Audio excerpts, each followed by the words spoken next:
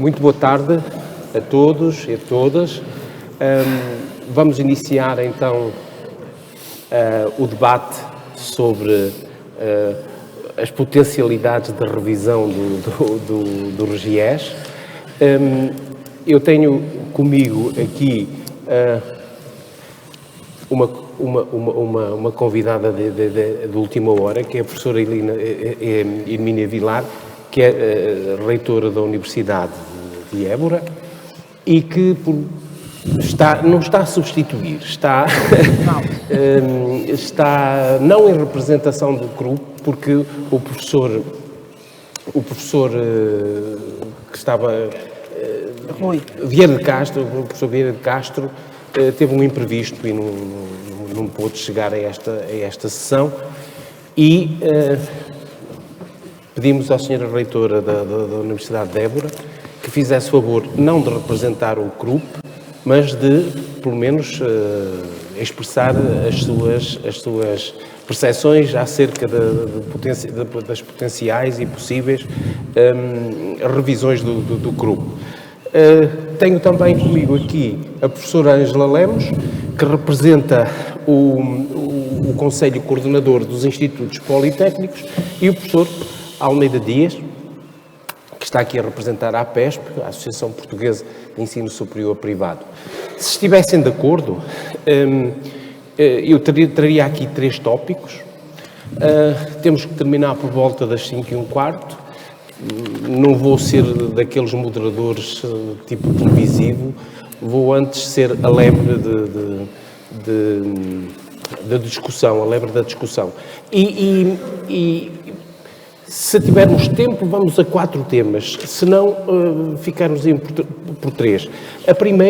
O primeiro tema que eu vos proponho, fazíamos a ronda, o primeiro tema sobre centrarmos de facto nas questões da reforma da atual estrutura do governo das instituições de ensino superior. O que é que eu gostava, o que eu sugiro que se expressassem sobre? Devem-se manter as estruturas de governo e de gestão das instituições públicas e privadas? Ligado a isto, deve ser reforçada a representação dos corpos constituintes das instituições? Qual deve ser o peso relativo de cada um desses corpos nos órgãos de gestão?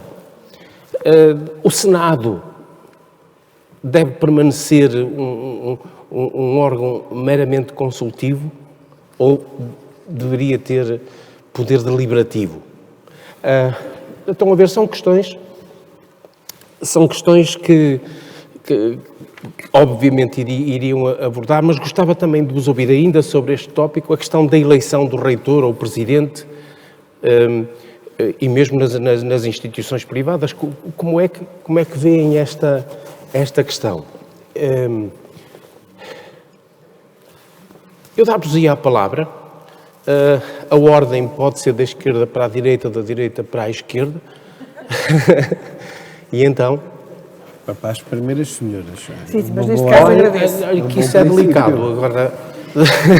Mas eu posso começar, porque a professora Hermínia também não estava preparada para aqui estar e, portanto, eu posso começar.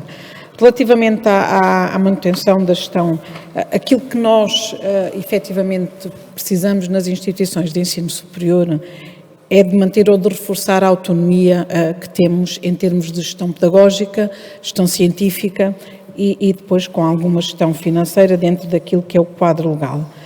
Relativamente à forma como os órgãos são eleitos, como sabem, ou pelo menos como a maioria de nós sabemos, eles podem ser, o Presidente é sempre eleito, em termos dos Institutos Politécnicos, é eleito pelo Conselho Geral, e esse Conselho Geral tem também uma representatividade, não uma representatividade colegial, mas uma representatividade de todos os corpos, portanto, desde o corpo docente e investigadores, os não docentes e os estudantes. Em percentagens diferentes e, portanto, com uma representação diferente, mas todos são representados. Mas isso é o que existe. Isso é o que existe. Armando Meu aqui se isso responde àquilo... E como é que se sente em relação a isso? Se isso é aquilo que responde, eu acho que não dá... não é tão democrático como se tivéssemos um colégio eleitoral mais alargado ou até universal em termos daquilo que é o quadro da instituição. Efetivamente, os corpos estão representados, mas é um número muito diminuto. E, portanto, eu penso que era importante revermos e repensar esse modelo de eleição.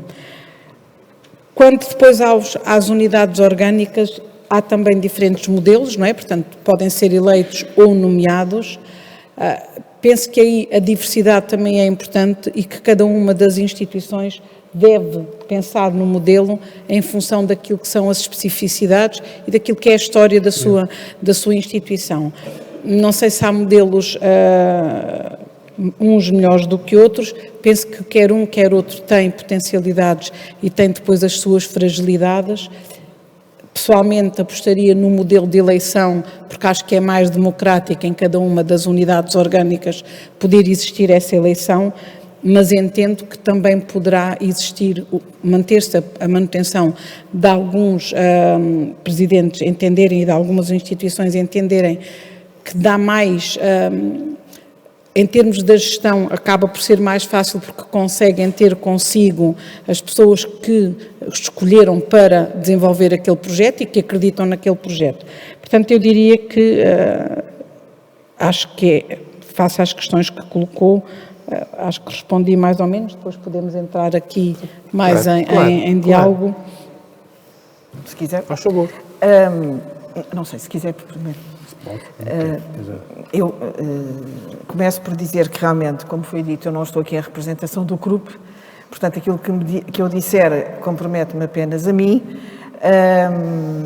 e pronto, foi realmente assim uma escolha um bocadinho agora feita nos últimos 5 minutos, porque o professor Vieira de Castro terá avisado, mas houve aqui um problema de comunicação. Eu devo dizer que, para mim, a questão central aqui é a questão do Conselho Geral. O Conselho Geral veio, na verdade, no RGES, para além de outros aspectos, inserir uma profunda mudança. E veio, sobretudo, constituir um corpo que, apesar de tudo, como eu já disse, aquilo que eu disser compromete-me apenas a mim e a minha opinião, vem inserir um corpo ao qual a Universidade Portuguesa não estava tradicionalmente habituada, nomeadamente a entrada de uma parte de representantes da sociedade na própria eleição do reitor. E isto significa que o Conselho Geral tem um lugar estrutural no RGES, mas tem sobretudo um lugar estrutural no próprio funcionamento das instituições de ensino superior. E que, ao incluir, teoricamente, os corpos internos e os corpos externos, acaba por tentar fazer a simbiose e a abertura das instituições de ensino superior. Desculpem-me se eu disser a universidade, no fundo quer dizer instituições de ensino superior. Veio tentar concretizar a abertura das instituições de ensino superior à sociedade. A questão é até que ponto isso é feito ou não. E, na verdade, eu acho que os Conselhos Gerais merecem uma reflexão sobre qual é o seu verdadeiro papel. Eu não acho que eles devam ser eliminados. Que eles devam ser eliminados. Porque acho que aquilo que está subjacente, ou aquilo que esteve subjacente ao raciocínio da sua criação, faz todo o sentido. O problema do Conselho Geral é que elege o reitor. E o facto de eleger o reitor faz com que este órgão fique refém da eleição. E, portanto, a minha dúvida é se nós não deveríamos distinguir entre um Conselho Geral que deve acompanhar e que deve, obviamente, aprovar os planos de atividades, os relatórios de atividades, deve acompanhar a atuação do reitor, se não deveríamos separar esse órgão de um outro órgão, como dizia a professora Ângela, mais alargado, talvez não tão alargado como era antigamente, mas um colégio eleitoral mais alargado. Mas eu ia-lhe perguntar isso, se a eleição seria universal. E separar a eleição do reitor. Porque, da minha experiência, o que eu acho é que o Conselho Geral fica refém desde a sua eleição, da eleição do reitor, e aliás a própria Constituição do Conselho Geral tem muito a ver com a eleição do reitor. E isso faz com que, se calhar, até agora os Conselhos Gerais não tenham exercido verdadeiramente o que são as suas funções dentro do que é o quadro do RGES. E, portanto, eu acho que aqui há que diferenciar, não é nada, pelo contrário, pôr em causa a presença do Conselho Geral, é, se calhar, redimensioná-lo ou reorientá-lo nas suas funções. Mas quando e retirar-lhe esse peso. Mas quando diz não tão alargado como era anteriormente, não está não, a falar o colégio de eleitoral, que podíamos discutir essa representatividade do colégio eleitoral, mais alargado que o Conselho Geral, é óbvio, mas não ficar o Conselho Geral refém. Sobre a representatividade dos corpos, eu acho que há aqui, os docentes no Conselho Geral são sempre maioritários, não é? Obviamente, os não docentes, os externos são apenas um dos corpos, juntamente com os estudantes. Acho que, não sendo obrigatório, devia ser obrigatório, na minha opinião, a presença dos não docentes. Os não docentes, ou seja, os colaboradores que fazem parte da carreira não docente, deviam estar também sempre presentes. No nosso caso, em Évora, nós temos, mas nem todas as instituições o têm, e eu acho que era absolutamente essencial que eles também estivessem. Cada vez mais, nós sabemos a importância que eles têm na estrutura das instituições de ensino superior. Sobre a questão do Senado, só para terminar, eu acho que o Senado está com uma ordem consultiva porque o problema é a articulação entre o Senado e o Conselho Geral. E, portanto, ao existir um Conselho Geral com as funções com que lhes foram dadas pelo RGES, houve quase que uma transposição de algumas dessas competências que anteriormente estavam ligadas ao Senado para o novo Conselho. E, se calhar, também se tem que pensar este equilíbrio entre o Conselho Geral e o Senado, porque, apesar de tudo, a Constituição é diferente e eu acho que não é, assim à partida, diria, que não é irrelevante ter um Senado com alguma capacidade deliberativa em algumas questões, diria. Também devo dizer que não preparei, assim, e não tenho uma ideia definida, mas da minha prática e da minha experiência, diria que não veria com maus olhos a existência de um Senado com uma capacidade deliberativa em algumas instâncias. Agora, o que me parece absolutamente central, para além das questões da autonomia, tudo isso, é, se nós pensarmos nas estruturas de governança, é as competências e a função do Conselho Geral. Muito obrigado. Professor. Muito bem. Vou então fazer agora um comentário. Antes, permitam aqui uma referência que me parece justa em relação à organização. Em primeiro lugar, quero agradecer ao professor Alberto Amaral o convite para nós estarmos presentes nestas reuniões de EDLOG. O professor não ouviu? Não, estou a dizer que, em primeiro lugar, quero agradecer o convite para estarmos presentes nestas reuniões de EDLOG. E parece-me que será algo que irá continuar, acho eu, tem interesse este fórum de troca de ideias. E permitam-me, faça aqui uma referência àquilo que eu observei hoje. Ontem não tive a oportunidade de estar, mas todos os conferencistas que estiveram hoje aqui falaram das áreas em que investigam, que sabem, e de facto falaram basicamente do que se passa no ensino universitário estatal. Penso que na troca de ideias entre este universo seria importante também perceber a experiência do ensino politécnico estatal e do ensino privado, que penso que juntos representam 50% do ensino superior. O politécnico estatal representa 30%, o privado cerca de 20%, portanto, e tem experiências diferentes, nomeadamente no setor privado. E então, em modelos de governação, talvez tivesse sido interessante alguém explicar alguns modelos de governação que serão diferentes, obviamente, daquilo que se passa nas instituições estatais e penso que no futuro talvez a presença de alguém que possa falar dessa experiência noutros setores possa ser interessante. É só uma sugestão. Em relação aos modelos de governação, no caso do setor particular e cooperativo, o que está no atual RGES, eu trouxe o RGES para, se fosse necessário, dar aqui uma espreitadela. E, de facto, aquilo que acontece, resume-se aqui uma página e meia, onde se fala da governação do setor particular e cooperativo e onde os órgãos são os tradicionais, no universitário o reitor ou o diretor da escola universitária, o presidente do Instituto Politécnico ou o diretor da escola politécnica, conselho científico, técnico-científico, depende, e o pedagógico. A primeira grande diferença é que os reitores e os presidentes do Politécnico, neste caso, são nomeados. São nomeados pelas entidades instituidoras, é uma competência da entidade instituidora, mas a partir daí já é muito próximo daquilo que acontece, isto é, os órgãos científicos, cada instituição tem o seu estatuto próprio, mas normalmente temos representantes de todas as áreas que cada estabelecimento tem, e ano pedagógico que os alunos têm, têm assento. Há sempre um conselho de gestão, normalmente, constituído pelo reitor ou pelo presidente do Politécnico e pelos diretores das unidades orgânicas. Nos conselhos científicos têm assento precisamente os representantes das várias áreas de ensino, mas também os coordenadores de unidades de investigação. Portanto, eu penso que aí não haverá, é aquilo que está no RGIES, é aquilo que temos que ir. Em relação... alteraria alguma coisa, se faz alguma sugestão de alteração? Não, eu apreciei, eu tenho sempre aquele componente de, enquanto professor universitário, já o fui no Estado e agora estou numa instituição privada e, portanto, tenho uma opinião crítica mesmo sobre o que se passa na área e concordo com o Sr. Reitor, quando disse que a representação dos funcionários pode ser interessante em órgão próprio. Claro que não vai discutir questões científicas nem pedagógicas, mas no devido lugar pode ter interesse até para, num processo de melhoria contínua das instituições, ter alguém que possa chamar a atenção para um outro aspecto da gestão nesse setor. Em relação ao regime jurídico, permitam-me que também acrescente isto. Esta discussão penso que está introduzida no momento em que se arranca com a revisão do RGIES. Eu tive a oportunidade de ler o RGIES espanhol, que foi publicado agora, no dia 11 de janeiro de 2023, e acho que vale a pena ver, porque tem aqui alguns aspectos que são interessantes, embora o modelo seja diferente, é um modelo universitário só, não é binário.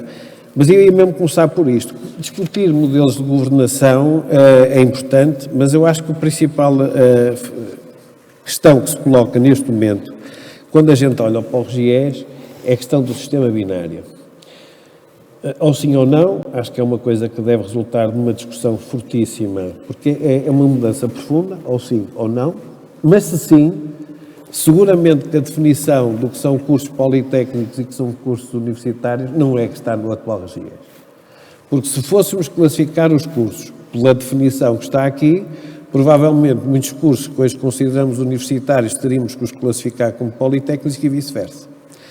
E por isso, este é um aspecto para nós, pelo menos para o subsistema particular e cooperativo, é um assunto de fundo.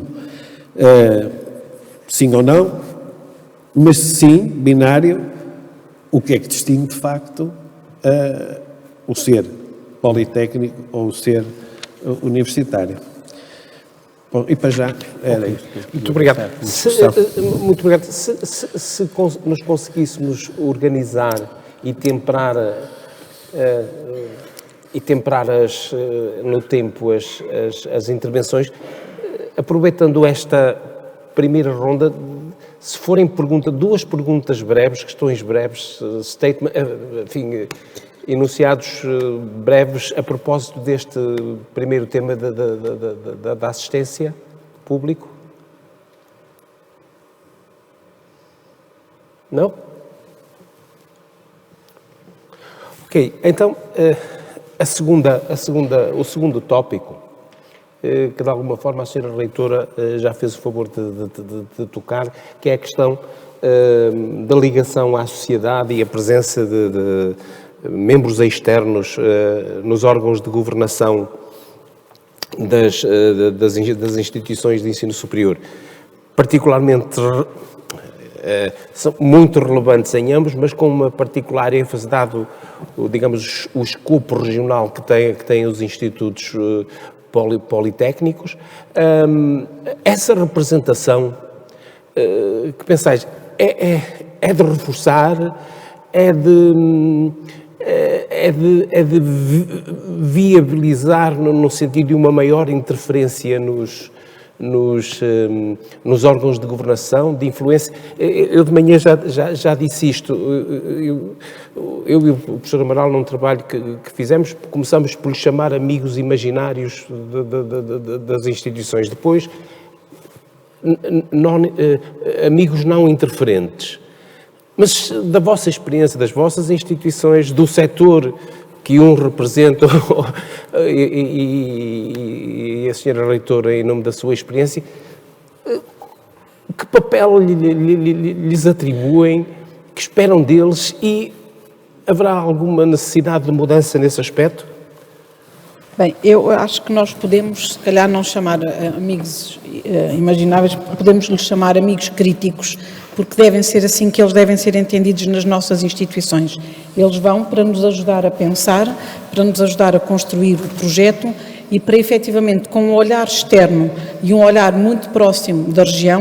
O nosso trabalho nos politécnicos tem uma grande vertente, não é a única, mas tem uma vertente muito grande de relação com a região e de impacto grande nas regiões e, portanto, quando o Conselho Geral e dizer que os membros externos não estão apenas no Conselho Geral, os conselhos de representantes, os conselhos técnico-científicos também têm elementos externos e aqui esta possibilidade de ajudar a pensar o projeto científico, tecnológico, transferência de conhecimento e de uma proximidade muito grande com a região, com as entidades com quem nós trabalhamos.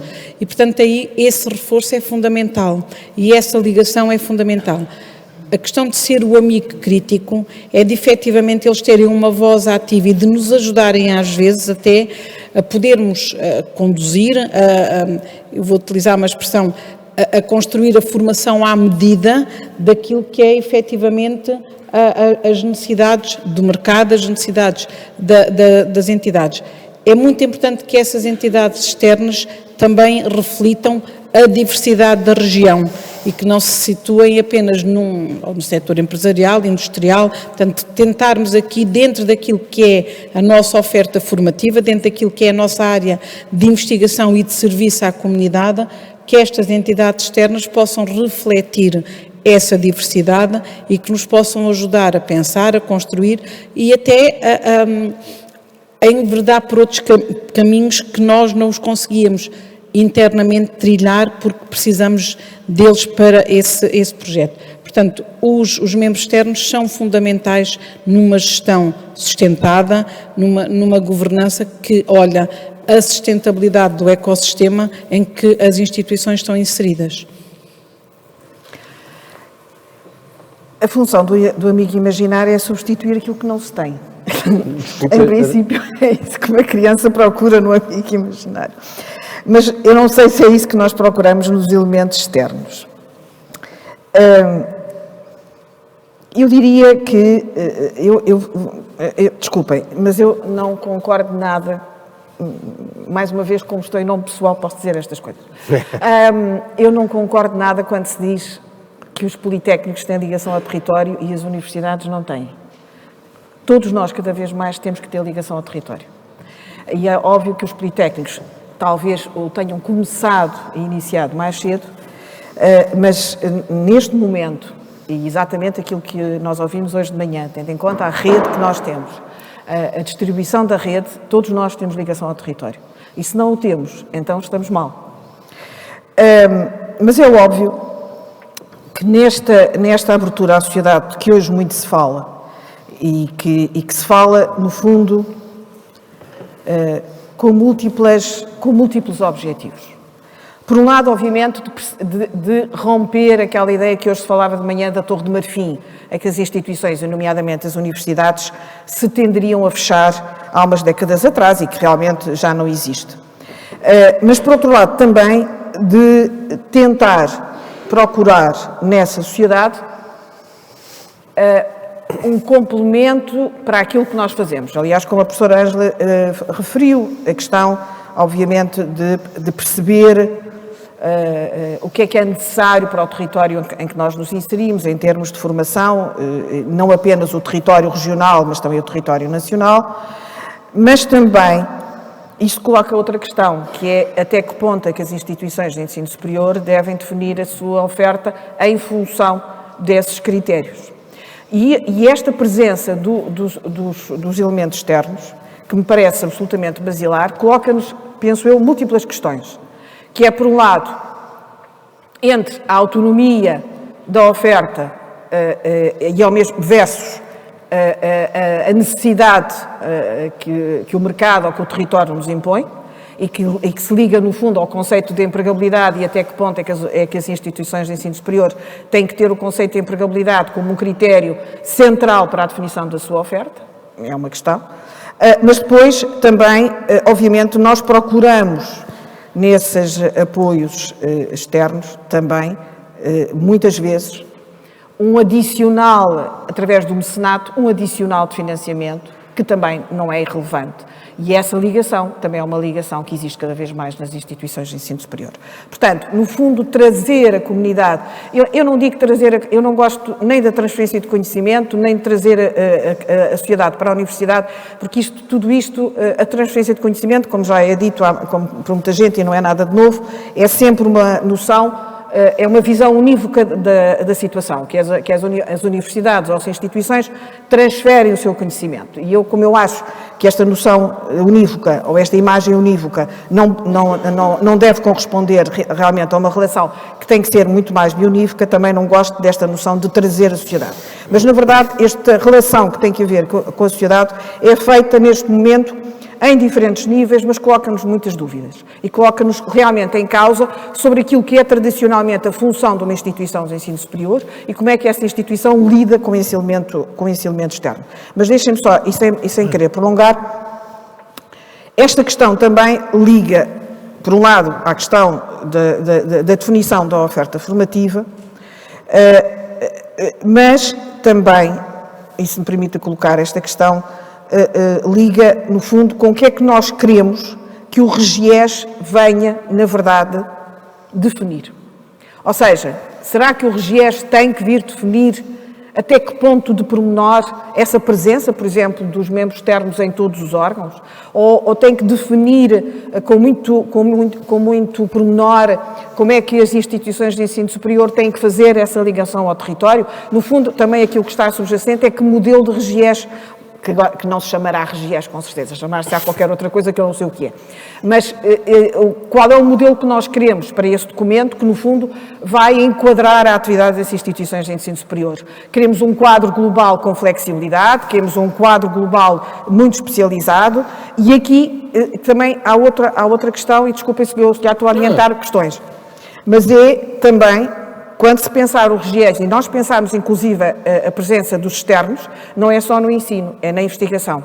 E eu acho que essa é uma área em que o RGES é praticamente ausente, que é como é que as instituições de ensino superior vão enquadrar até nesta orgânica muito rígida do RGES, todas as novas solicitações que a investigação e que o conhecimento nos colocam e que o RGES, no fundo, o atual, não transportou para o seu texto. Muito obrigado. Talvez não seja muito clara, mas no fundo tem a ver com essa presença dos externos. Obrigado. Não, a Sra. Professora tocou no assunto que eu ia, de facto, começar por aí.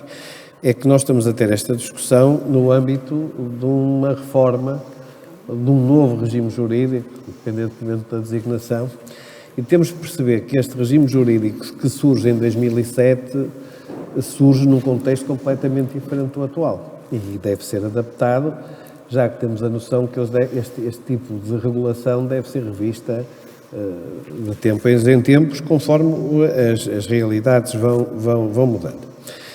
E, nesse sentido, eu diria que um futuro regime jurídico deve dar liberdade às instituições para encontrar, obviamente, as melhores soluções, nomeadamente o relacionamento com os tais amigos. Pode haver aqui uma relação diferente. Os amigos procurarem-nos, enquanto instituições, para resolver problemas, ou as instituições procurarem os amigos de acordo com a sua estratégia, com o seu plano de desenvolvimento estratégico. E, portanto, acho muito difícil que se regule em texto como é que essa relação deve ser feita. No caso do nosso setor, o setor particular e cooperativo, nós temos um modelo económico que é diferente, como é óbvio, vivemos objetivamente da nossa produção, que não se restringe exclusivamente àquilo que é o ensino, a transmissão de conhecimento. Para além disso, obviamente, também tem que ter a questão da investigação, mas nós ainda temos um fator importante no nosso modelo económico, que é a prestação de serviço à comunidade e o desenvolvimento, precisamente, de atividades que possam nos ajudar a reforçar o financiamento das instituições e, portanto, Essa é uma liberdade que temos que ter, obviamente, já que temos estruturas organizacionais bastante diferentes. De qualquer modo, eu acho que, em relação a Portugal, isto aplica-se a qualquer instituição, independentemente de ser estatal ou não, há duas velocidades diferentes. Aquelas instituições que estão em regiões onde não é previsível a redução demográfica com um grande impacto naquilo que é a atividade das instituições, estamos a falar dos grandes centros, mas depois temos as outras instituições que vão claramente ficar despovoadas. E esse é um problema que também temos que perceber como conseguir ultrapassar. E às tantas não compete às instituições de ensino superior ultrapassar essa situação, que já está instalada há muito tempo, mas aparentemente ninguém quer ver. Mas há políticas sociais e políticas que podem claramente ajudar a combater essa desertificação, trazendo populações ativas jovens para essas áreas, mesmo não sendo de origem portuguesa, podem vir contribuir para animar a economia e para que essas zonas menos atrativas possam passar a funcionar. Portanto, no que diz respeito à parte do setor particular e cooperativo, precisamos e temos de ter essa liberdade de gestão, tendo em conta que o nosso financiamento depende muito dos modelos que temos e da relação que podemos ter com o mercado e a capacidade de atrairmos financiamento e a capacidade de produzirmos outras coisas para além do conhecimento, são os serviços, como nós podemos colocar os nossos serviços ao dispor da comunidade e daí também termos contrapartidas. Portanto, para já também será este meu Muito comentário. obrigado. Eu faria a mesma coisa para alargar o debate aos presentes. Alguém quer colocar, ainda que brevemente, uma questão ou duas? Duas será o limite, mas... Pode. Desculpa, mas gostava de fazer aqui um comentário sobre um assunto importante, que é a questão da internacionalização. Da internacionalização. Penso que não há ninguém com dúvidas que a internacionalização será um processo importante na sustentabilidade do ensino superior português que existe atualmente. Já não digo, mas pelo menos para o que existe é absolutamente determinante. E também é importante que o próprio futuro regime jurídico, deixe de facto aqui uma margem de liberdade para as instituições poderem trabalhar nesse âmbito. Seja facilitador. Porque o problema do atual regime jurídico é que ele regula quase tudo, diria que em 4/5 diz o que é que todos têm que fazer, principalmente o estatal, e dizem e o privado tem que acompanhar,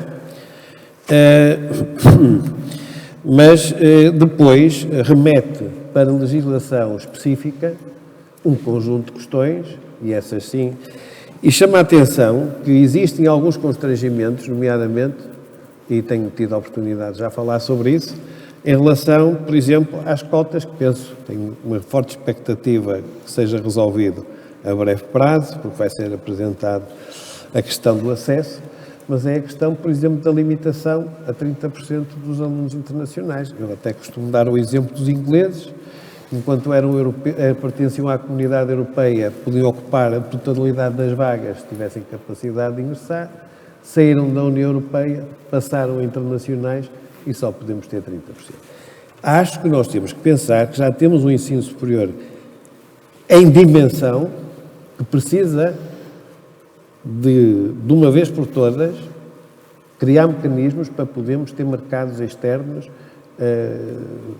para podermos trabalhar. E o novo regime deve ter esse cuidado, não deve restringir esse tipo de relação, até porque a maior parte das formações atualmente, até por uma grande mudança, muita gente ensina inglês, etc. Hoje o ensino da maior parte das áreas científicas é universal, não é regional. Obrigado. Obrigado, eu. Não sei se alguém tinha colocado... Eu acho também, mas dar-lhe a palavra, mas se alguém quiser participar nesta... Professor, vem aí já... Sabe que assim dá, o debate torna-se mais interessante. Bom, a questão da internacionalização é complexa, porque Portugal essencialmente atrai dois tipos de alunos.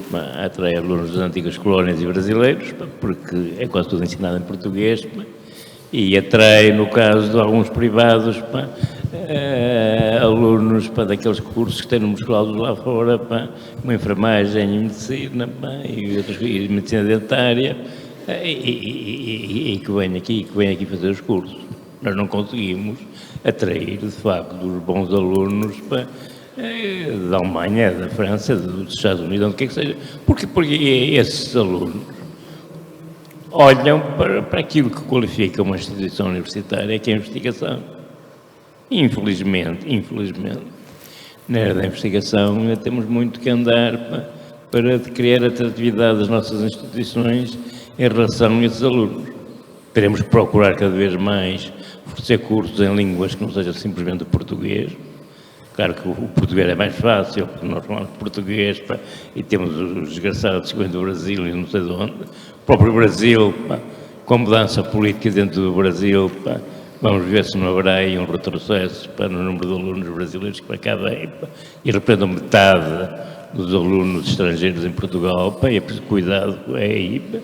E se isso for associado a problemas ligados à demografia, podemos ter aí uma situação extremamente grave. Agora, para atrair alunos a sério, ou nós temos, de facto, investigação em condições, investigação reconhecida internacionalmente, ou não vamos lá. Obrigado. Mais uma questão e depois terão a oportunidade de...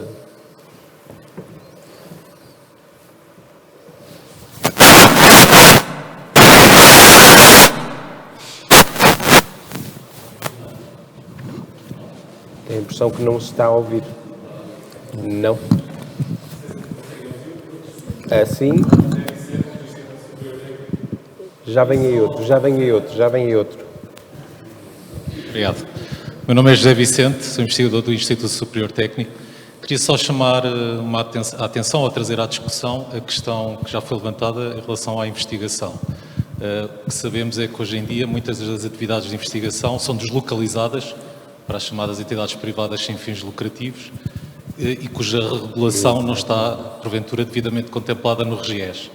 Há, aliás, uma lei de 2019, que é uma espécie de adendo ao RGES, que veio trazer uma tentativa de regulação, enfim, às entidades que se dedicam à investigação. Mas, de qualquer forma, era um ponto que queria aqui trazer ao debate, e que já foi de alguma forma também aflorado brevemente, a necessidade de integrar as atividades, todas estas entidades que orbitam, por vezes, nas universidades públicas e privadas também. Obrigado. Muito obrigado. Querem reagir para um debate ser debate? É sim, não é? Ainda há mais uma questão? Eu não tinha visto. Não, também não. Querem reagir? Podemos? Sim, posso. Eu gostava de pegar aqui também algumas questões e uma delas tem a ver com, efetivamente, com a autonomia organizativa que o RGES tem e que é importante que seja alterada. Que tenhamos uma capacidade muito mais de maior flexibilidade para que a organização de cada instituição tenda a responder àquilo que é o seu projeto. Obviamente que aquilo que se pretende é que existam regras, não estamos a pedir um sistema desregulado, mas um sistema que permita que as instituições possam optar por diferentes modelos organizativos.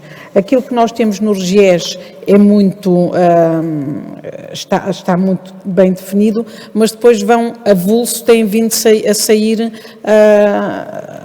normas, a legislação, que depois não nos permite efetivamente ter esta autonomia ou ter esta capacidade. Rigor, transparência, mas efetivamente diversidade e capacidade de adaptação aos diferentes projetos das diferentes instituições, sejam elas públicas, privadas, universitárias ou politécnicas. Eu depois também gostava ainda de tocar aqui neste assunto da natureza binária, que para nós é fundamental e que se deve acentuar e, portanto, manter-se a natureza binária, definindo muito bem os diferentes papéis, sendo que alguns desses papéis eles se interligam, não é? Portanto, nós não conseguimos a Hermínia há pouquinho falava sobre isso, não são só os politécnicos que respondem à região, nem é a universidade que faz só investigação, não é? Portanto, a questão da investigação aplicada, da investigação fundamental, ela pode existir nos dois sistemas, sendo que temos características diferentes e, portanto, acho que era muito importante este novo RGES dar essa capacidade, a questão e, portanto, da afirmação da designação e da possível alteração que temos vindo a defender da designação das instituições não é cosmética, não é? Portanto, aquilo que se pretende é efetivamente uma alteração profunda que permita aos institutos politécnicos afirmarem-se no ensino superior politécnico como universidades politécnicas, mantendo a sua especificidade, mantendo o sistema binário e podendo efetivamente depois a nível também, quer internacional, quer nacional, permitir trabalhar aqui mais em políticas de coesão territorial e de desenvolvimento e que nós consideramos que isso é bom para o país, é bom para as regiões e é bom internacionalmente para o sistema de ensino superior enquanto um todo. Claro. Eu também, se me permitem, eu não fiz isso e gostaria de começar por referir também isso, que é saudar a capacidade e no fundo, esta iniciativa e a coragem de olhar para o RGES para o rever. Apesar de tudo, andamos a dizer isto há muitos anos e agora, pela primeira vez, estamos a tentar discutir e com esperanças que essa discussão resulte num objetivo. E acho que isso é de saudar. Não é fácil rever um documento com o peso, com a amplitude que o RGES tem. E, portanto, naturalmente, eu acho que este é um assunto que merece ser discutido, que merece ser debatido, que merece ser refletido, porque, se tudo correr bem, ele irá nortear o sistema de ensino superior, diria nos próximos 10 anos, mas como nós temos alguma tendência para o temporário ou definitivo, aliás, são os próximos 20, não é? Portanto, é bom que se debata esta revisão. E, na verdade, como há pouco disse, o que nós estamos a tratar é da atualização de um documento sobre o qual passaram muitos anos e anos que transformaram muito profundamente o sistema de ensino superior. E por isso é que também, obviamente, hoje se fala numa flexibilidade que na altura, se calhar, o objetivo era exatamente muito mais regular, e agora o que nós estamos a tentar é dizer, muito bem, regula-se, todos nós estamos convictos da necessidade de haver, obviamente, rigor, como a Ângela disse, transparência nas formas de governação, mas ao mesmo tempo que essa revisão permita criar um quadro que tenha flexibilidade e, nomeadamente, que integre esta nova realidade que realmente nos últimos anos ganhou uma importância central, não é que não existisse antes, que é a questão da investigação. E essa questão da investigação, eu não vou aqui, pronto, os problemas que a questão da integração da investigação no RGES e como coloca imensos problemas, na verdade coloca os problemas da integração da investigação na própria instituição de ensino superior e isso levar-nos até outras instituições que não estão aqui neste momento representadas, nomeadamente a FCT, mas na verdade, para todos os efeitos, é preciso pensar realmente esta atualidade em que este documento vai ser revisto e os novos desafios que colocam. E por isso é que há um bocadinho quando dizia o que é que nós queremos do RGES, se queremos um modelo, se queremos um documento muito regulador, ou se pelo contrário queremos um documento que enquadre para depois haver, no fundo, iniciativas sectoriais que possam regulamentar em termos sectoriais. Partindo do princípio que o RGES nunca terá a resposta a tudo. E isso não vale a pena ter a noção de que aqui vai haver um documento que nos vai dar a resposta a todos os problemas que o desenvolvimento do ensino superior nos coloca neste momento e que nos vai colocar nos próximos anos. Claro. Só fazer aqui 2 comentários e seguir um bocadinho aquilo que foi dito não só pela professora Hermínia, pela professora Ângela, mas também pelo professor Alberto Amaral. Acho que, de facto, é preciso elevar alguns níveis de oferta, nomeadamente nas redes de investigação e de cooperação com instituições internacionais, para ganharmos a confiança e o reconhecimento externo. Mas neste momento admito que nós já captamos alunos com níveis de formação alto, que vêm fundamentalmente do espaço europeu, de várias nacionalidades. E aquilo que eu já tive a oportunidade no Conselho Nacional de Educação de fazer essa referência, algo que nos preocupa é percebermos que provavelmente quando se fala de acesso, e também já tive a oportunidade de dizer isso ao Secretário de Estado, temos a sensação que os alunos que vêm do espaço europeu vêm melhor preparados para entrar no ensino superior. Mas isso é uma questão que deixo no ar e que acho que vale a pena ser refletido no devido lugar. Em relação à questão do rigor e transparência, é fundamental. Acho que o público deve saber o que é que são, como são as instituições, o que é que elas oferecem. Elas não têm que ser iguais. Umas são melhores em alguns aspectos, outros noutros, mas é preciso que o público conheça. E o rigor e transparência tem que começar precisamente pela forma de avaliarmos as instituições. Em relação à minha expectativa sobre a questão do futuro documento, a expectativa do setor particular e cooperativo é que respeitem, de facto, a necessidade de nós termos a liberdade, dentro de parâmetros claros, de poder desenvolver uma atividade sem que tenhamos um documento que eu penso que nesta altura, como disse muito bem, a tentativa era pôr tudo no sítio e, portanto, era bastante regulador, mas que não haja um documento como este que sistematicamente diz deve ser assim para o público ou para o privado. Deve ser assim para o privado e deve fazer como o público, ou como o estatal. Isto é, este documento, toda a gente o conhece bem, aquilo que se aplica ao Estado é quase que o modelo a ter que ser seguido dos que não são estatais. E penso que não há necessidade disso, porque somos diferentes. E tantas vezes a gente discute e berra por causa do direito à diferença. Nós temos que ser igualmente cuidadosos na qualidade, devemos ser bons naquilo que fazemos, transparentes, mas pode haver diferenças. E neste caso, o modelo de governação obrigatoriamente tem que ser diferente. Porque nós temos um modelo económico seguramente diferente da estatal. E, portanto, espero que o futuro documento respeite essa diferença e que, aliás, permita que o setor particular e cooperativo possa desenvolver de uma forma adequada a sua atividade. Muito obrigado. Eu tenho mais um tema geral e um mais específico. Vamos continuar com os temas mais gerais e, se tivermos tempo, ainda passamos ao mais específico. O mais específico tem a ver com a relação, com a gestão intermédia, digamos, a relação da gestão da governação central com as gestões intermédias das escolas ou de faculdades. Mas, se tivermos tempo, vamos aí. Se não, gostava de vos ouvir agora acerca das vossas percepções das instituições que representam ou da experiência que tem a ser reitora, acerca do modelo fundacional. Acham que é de insistir, de incentivar, ou antes de mitigar, desacelerar ou mesmo extinguir? Quem começa?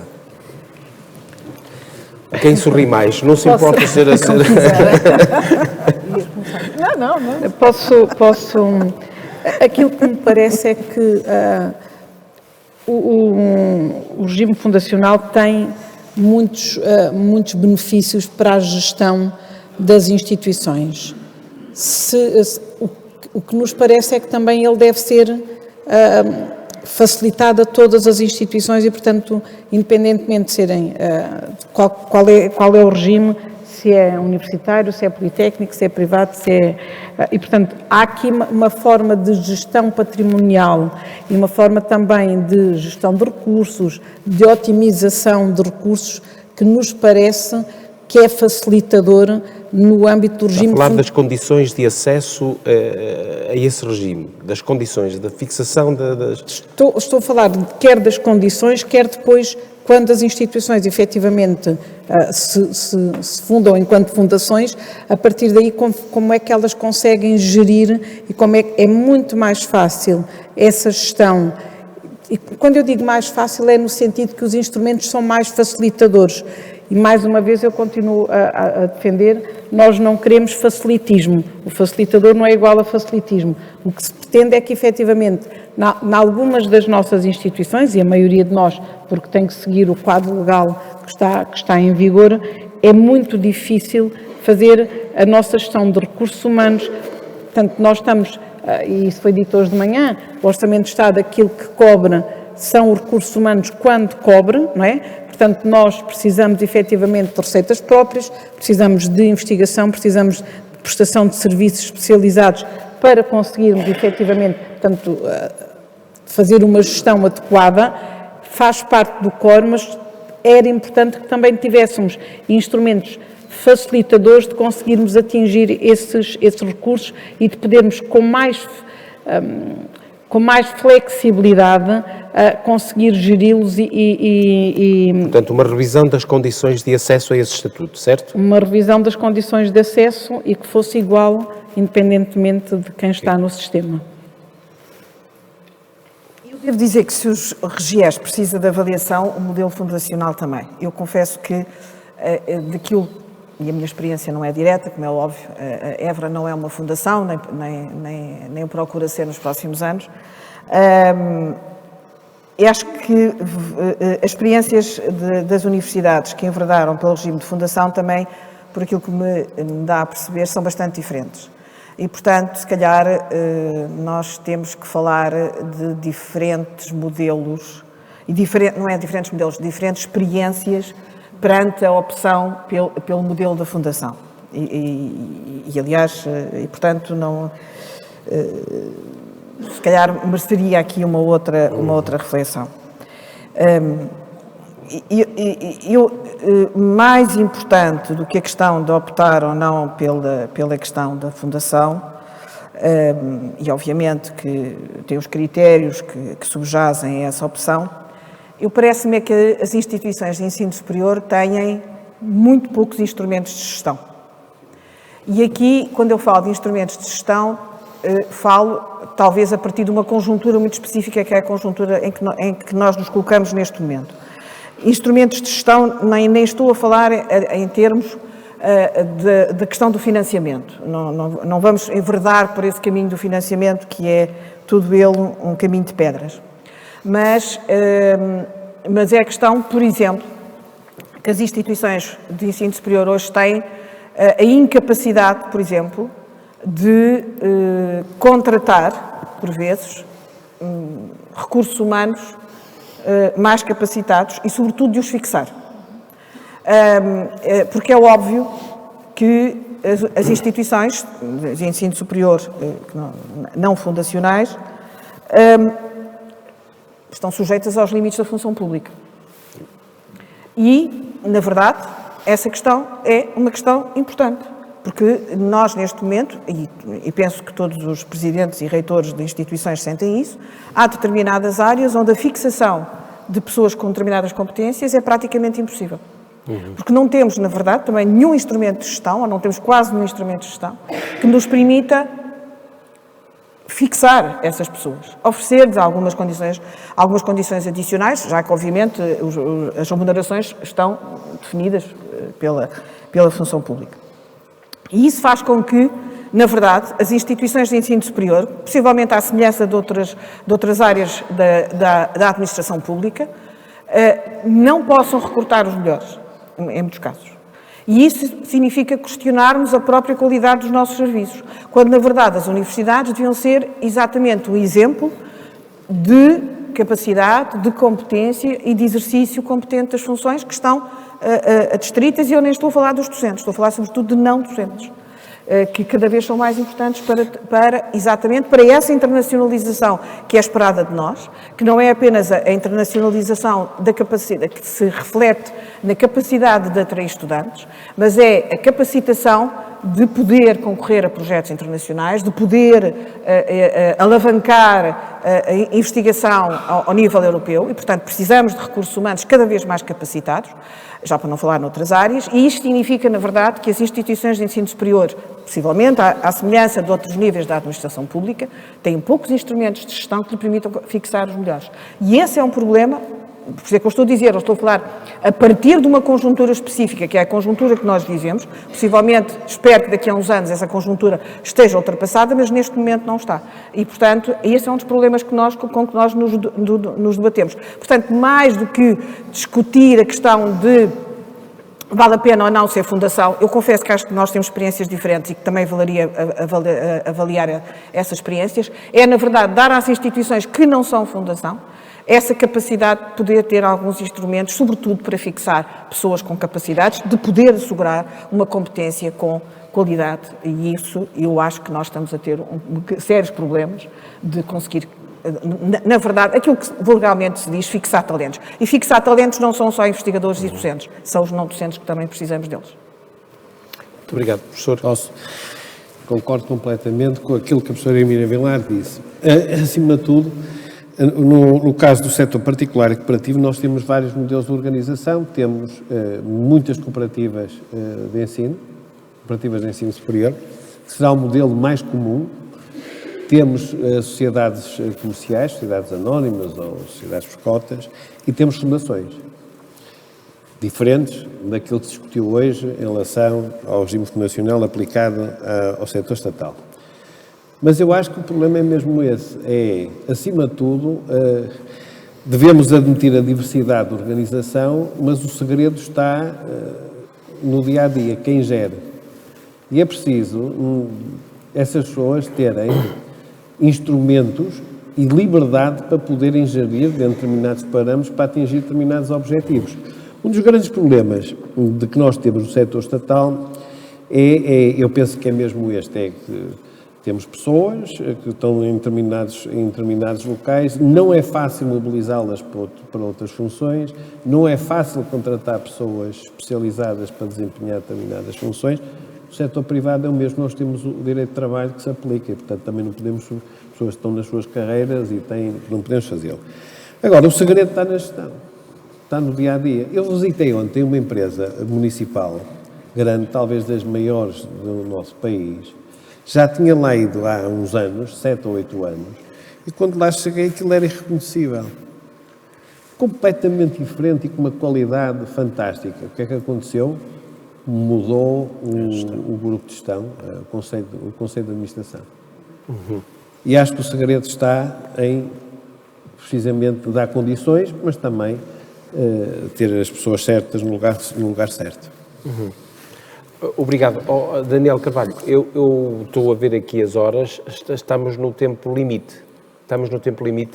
Dê-me só a oportunidade de alguém, aquela questão mais específica já não vamos ter tempo de lidar, mas gostava se alguém da Assembleia, do público, quisesse pôr uma questão, intervir a este propósito, seria interessante. Faz favor.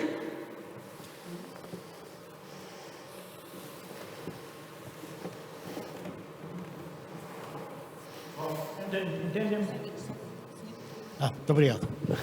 Amado da Silva, reitor da Universidade Autónoma de Lisboa. Muito obrigado por este. Eu tive o cuidado, antes de ir para cá, de ver tudo quanto tinha escrito sobre as várias discussões do RGES ao longo do tempo. Eu tinha muitos apontamentos, nem tive tempo de os tirar todos. E cheguei à conclusão que há várias coisas que foram sendo discutidas e foram sendo esquecidas. Houve até em consultas públicas que não chegaram a ser respondidas. Por isso, talvez valha a pena sempre voltar atrás e verificar o que é que já foi feito e de onde de passos para a frente eu tenho alguns dados para isso. Mas a minha pergunta agora, a minha questão é exatamente sobre as fundações. Leiam, por favor, o que é que está no RGES, nas fundações. Vejam o que está nas universidades públicas, nas outras, que não são fundações. Vejam o que está nas privadas. E vejam a liberdade que as fundações têm, que são autênticas entidades privadas. Não digo mais nada, muito obrigado. Muito obrigado. Mais alguém? Sem abusarmos do tempo e da paciência do Daniel Carvalho. Ok? Então, podemos... Olha, muito obrigado, sobretudo a todos, mas sobretudo à professora que foi a voluntária de última hora, muito agradecido.